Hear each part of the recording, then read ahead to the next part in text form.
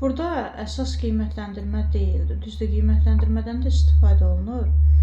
Karusel iş üsulunda əsas müəllim qruplara tapşırıqlar verir. Hər qrup özünə uyğun olan tapşırığı icra edir. Daha sonra qruplar bir-birlərinə yazdıqları tapşırığın cavabını verirlər. Bir qrup digər qrupun cavabını yoxlayır və baxır ki, nerede düz edib, harda yanlış edib. Harda yanlışlar varsa onları qeyd edir. Daha sonra isə doğrular nədən ibarətdir, onları da qeyd edir. Əlavələr varsa onları da qeyd edirlər. Beləliklə də şagirdlər bir-birlərinin yazılarını qiymətləndirirlər deyə yoxlayırlar deyə biz burada qrup qiymətləndirməsindən istifadə etmiş oluruq. Bir dənə də qiymətləndirmə iş üsulu var idi. O da akvarium idi. Bəli, yoldaş qiymətləndirməsi üçün istifadə olunan digər bir iş üsulumuz akvarium iş üsulu idi. Sonra Əsmər müəllimə, Azadə müəllimə deyin görüm sinektika nədir?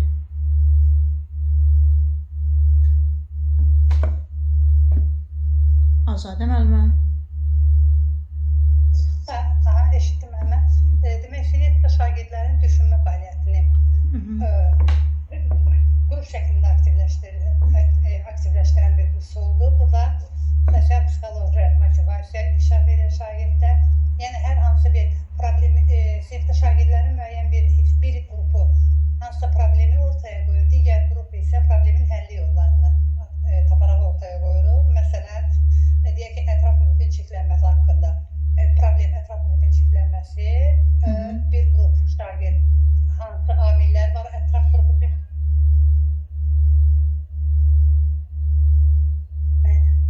Müəllimə, mənlə edirsiniz? Yox, mən danışmadım, sizi gözləyirəm.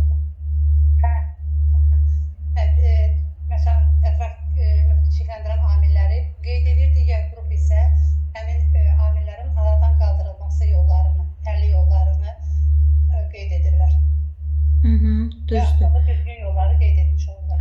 Bununla da problemi qoyan tərəf həm də problemin həlli yollarını müəyyən etmiş olur. Yəni, şagirdlər iki qrupa bölünürlər. Bir qrup problemi ortaya qoyur, digər qrup isə problemin həll yollarını müəyyən edir. Problem qoyan qrupa qeyd edirlər ki, yəni problemdən çıxış yolu üçün bu yollardan istifadə edə bilərlər. Problemi qoyan tərəf də verilmiş həll yollarını bir-bir özləri analiz edirlər. Hansı yolu onlar üçün uyğundursa, o yoldan da istifadə edib problemi həll edirlər. Səmərəli yol, yəni müəyyənləşdirirlər. Bəli, səmərəli yolu müəyyənləşdirirlər. Sonra ona görə deyirik ki, sinektika iş üsulu sosial psixoloji motivasiyaya əsaslanır, şagirdlərin fəaliyyətini qrup şəklində aktivləşdirir. Problemi qoyan tərəf həm də problemin həlli yollarını müəyyən etmiş olur. Bunların hər birini qeyd edirik. Əsmər müəllimə, qərarlar ağacı iş üsulu nədir? Qərarlar ağacı iş üsulu. Deməli, bu üsulda problem qoyulur, ortaya hər hansısa bir problem qoyulur. Birinci, şagirdlərə beyin həmləsi aparılır, yəni əqli hücum. Müxtəlif fikirlər səsləndirirlər şagirdlər. Sonra olan səsləndirdiyi fikirlər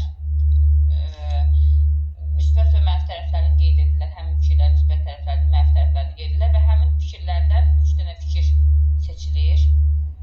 Sonra isə həmin 3 fikirdən isə bir dənəsi saxlanılır sonda və qərar əsaslandırılır.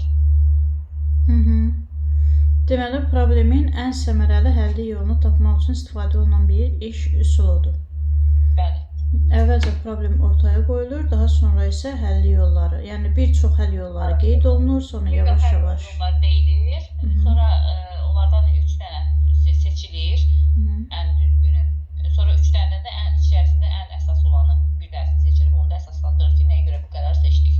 Bəli.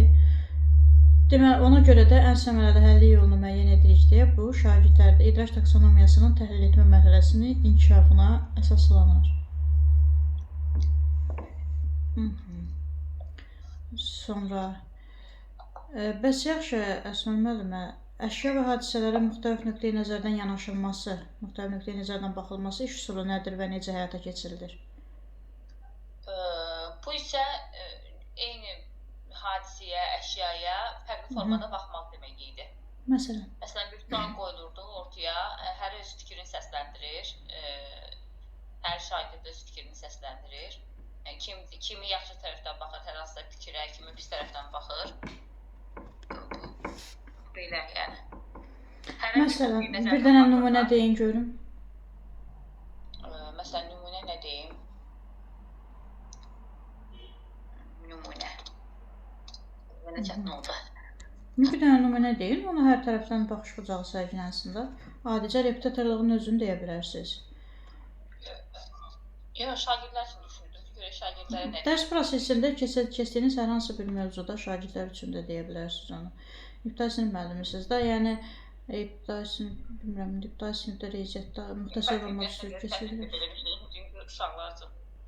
Necə? Məsələn, repetitorluğun özünü qoysaq müəllimə, desək ki, necə baxırsınız da buna, münasibətiniz necədir? Hərə öz fikrini səsləndirəcək burada. Biri deyəcək ki, məsələn deyək, şagirdləri, necə deyim, bir deyəcək şagirdlər üçün rahatdır, nə bilim, bir deyəcək məktəb, əslində məktəb varsa, repetitor nəyə lazımdır, hər öz fikrini səsləndirəcək də. Bəli, hərə bir tərəfdən danışacaq burada. Biri repetitor tərəfdən baxır, deyir ki, yaxşılıqdır. Yəni, burada ortaq bir fikrə gəlmək yoxdur da. Xeyr, ortaq fikrə gəlmək yoxdur. Sadəcə olaraq. Təbii ki, hər kəs öz mövqeyini nümayiş elətdirir. Burada biz artıq nəyinsə ortaq fikrinə gələ bilmərik. Çünki hərə bir tərəfdən baxar. Biri repetitor tərəfdən baxa bilər, biri valideyn tərəfdən baxa bilər, biri məktəb tərəfdən baxa bilər. Ona görə də kiminsə fikrinin doğru və ya yanlış olması haqqında hər hansı bir fikir deyə bilmərik. Hər kəs özlüyündə haqlıdır. Sonda bir əsaslandırma yoxdur ki, hansı qərarı seçdik ki, bu doğrudur, bu düzdür. Yox, heç bir əsaslandırma yoxdur. Nəzrin müəllimə, bəs deyin görün, müzakirə xəritəsi iş üsulu nədir?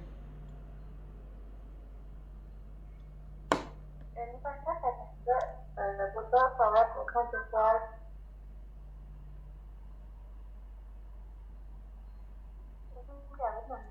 Səsiniz biraz zəif gəlir, müəllimə.